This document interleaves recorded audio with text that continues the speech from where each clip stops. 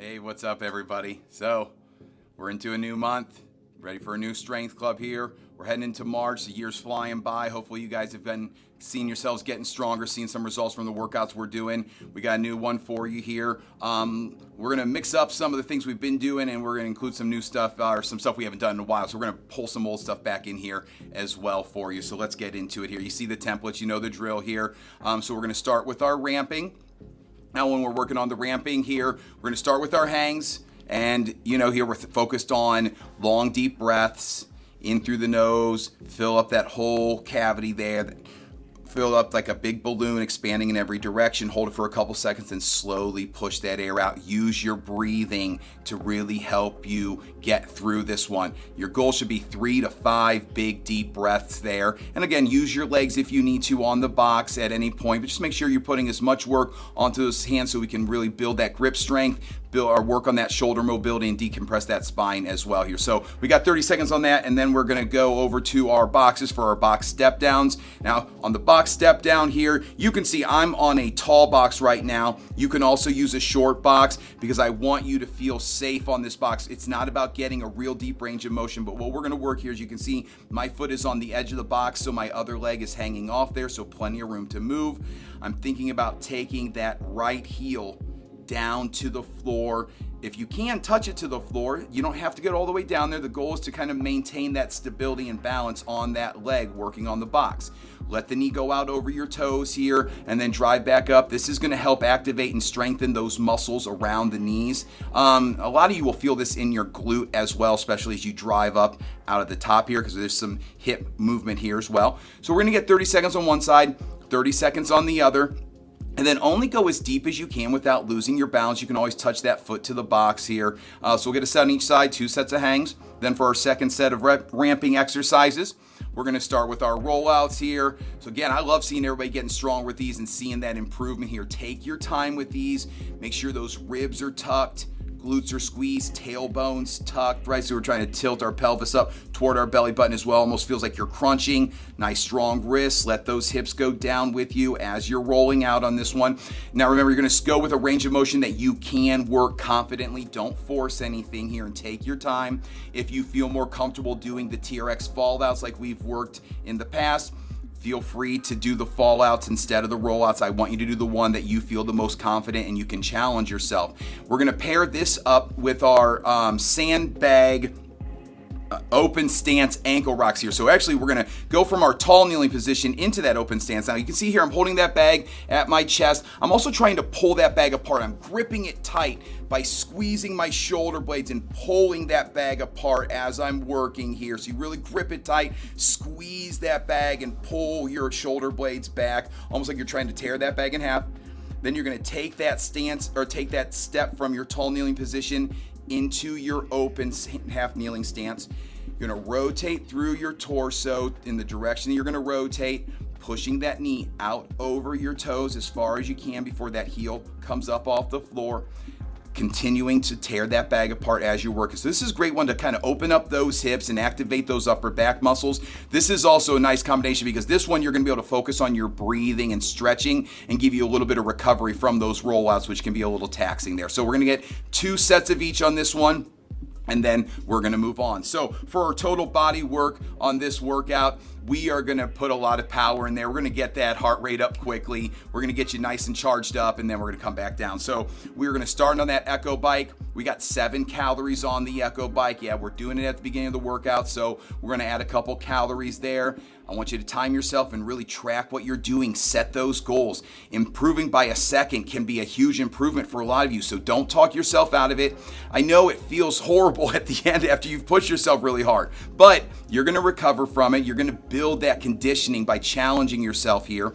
Then breathing as you're rotating. We got the 7 calories and we're heading over to the kettlebell. We're gonna work some kettlebell swings, so you can either do your 5 dead stop swings, as you see Coach Cat working here, driving through those heels, squeezing those glutes, parking it each time. You're either gonna do 5 dead stop swings, or you can do 10 repetitions on this one.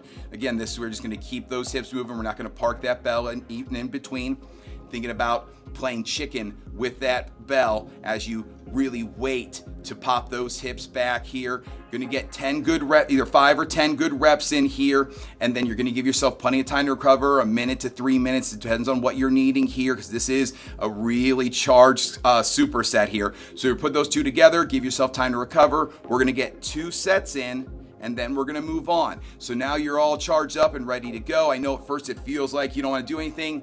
You're gonna come back down quickly, and then we're gonna focus on some strength training. So we're gonna switch the pace up a little bit here. So for our strength training this month, we have 3 exercises. We're gonna work them in a circuit, and we're gonna focus on a 5 rep max on this one. So essentially, every exercise we're doing, we want to find a weight that is challenging for 5 reps. When we get to that 5th rep, I want you to be able to feel like you could possibly do 1 more rep, but you're gonna really have to muscle. It's not gonna look good. So we wanna stop where you could possibly muscle through 1 more. And that's gonna take some time to figure out for some of you. Others have done this enough that you know where to get started. But in that first week, we're gonna kind of use that time to find the right weights. So we have chin-ups, split squats, and single arm overhead presses here for our circuit. For those chin-ups, again, as we're working these, this is an exercise that I would prefer you find an assistance level or resistance level that allows you to get really quality reps in here. Really quality reps. So when you are working these, I would rather you add an extra band and make it slightly easier so that you can get that chest all the way up to the bar, as opposed to making it a little too hard and trying to muscle through the last couple reps. You are going to get stronger faster with your chin-ups if you find that way to get those perfect reps in and really work those muscles and then build from there. I know that can be hard for some of you, but you have to kind of let the ego go here and add that extra assistance so that you can feel that bar touch your chest at the top here, or at least at your collarbone, right? So we're gonna get 5 good reps. And again, 5 reps is not a lot. The 3rd rep is where you're gonna really start feeling like, okay, this is gonna be tough. 4th rep, you start to think, okay, I think I got 1 more in me. You're gonna push and find you're gonna get 1 more really good rep in, and then step away here. So whichever grip you prefer, whether it's your palms facing you, where you're gonna feel a little stronger because you get those biceps to help, or that's a little more stress on those elbows, or you can go to that palms away, which is gonna be a little more challenging, but usually feels a little more comfortable with your shoulders and elbows here. Whichever one you prefer. Also, don't be afraid to mix it up and see how they're different for each person. So from there, we're gonna go to our split squats or rear foot elevated split squats. So again, when we're working our split squats, we wanna start from the bottom, from that half kneeling position here, driving up to that triangle position at the top, squeezing both glutes nice and tight. Remember, as I'm going down here, I'm squeezing that right glute tight on the way down to stabilize those hips. And as I drive up, I'm squeezing both glutes nice and tight to keep those hips nice and stable. Take your time on this one. You can see here I'm holding the kettlebell to front load it. You can use dumbbells or kettlebells at your side. You can wear a weight vest. If you want, you can also work that rear foot elevated split squat where we use the TRX or the suspension trainer handles. The coaches will help you with that. Take your time with it. And of course, you can use your dowel rod or TRX for support on this one as well. Just make sure you're focused on those reps, and you want that 5th rep to be a very challenging rep here. So 5 on each side, and then we're over to our single arm alternating overhead presses. So we kind of worked this last month in our supersets.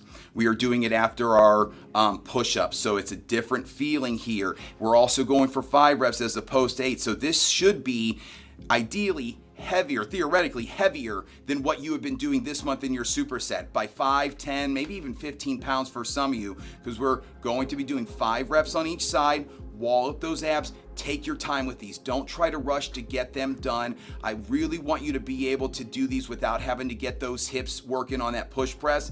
If you get to that 5th rep and you feel like you need a little bit of boost, okay. If you're getting to that by the 3rd or 4th rep, it's too heavy. We're not getting as much work out of those shoulders. We really want to strengthen that press movement here. So try to avoid going so heavy that you need to use those hips, but don't be afraid to challenge yourself. And also remember, on all 3 of these exercises, it's not that 5 is a magic number. It may be 4 reps that you did on that weight. That's great. Maybe you can do 6 because you realize I could have done 7. That's okay. 5 isn't the perfect number. It just gives us that number that we're aiming for to kind of work those weights.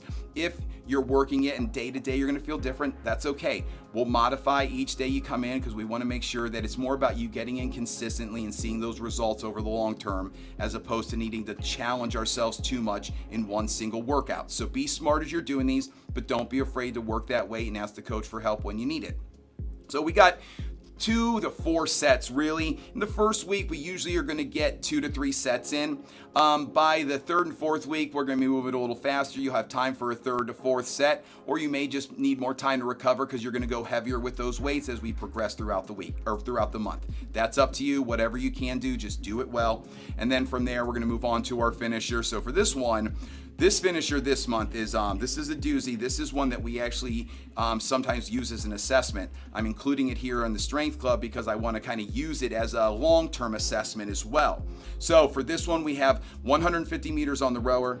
Then we're going to push that sled down the floor, drag it back, and then we have 100 meters on the skier. The great thing about this, we're going to time, I want you to time yourself. So you're going to work with the coach on this one to get a time on it. You're going to track your time on your rower and your skier distances as well, so we can really quantify a few things here. And this is one where, again, in the first couple weeks, I'm not trying to get you to go all out and wear yourself out, but I want you to feel like you're challenging yourself. You can mess with the weights, but what we want to do is throughout the month, see those times get faster. And again, that doesn't mean that every time you come in, I need you to push yourself so hard that you feel like you don't even want to do a second set.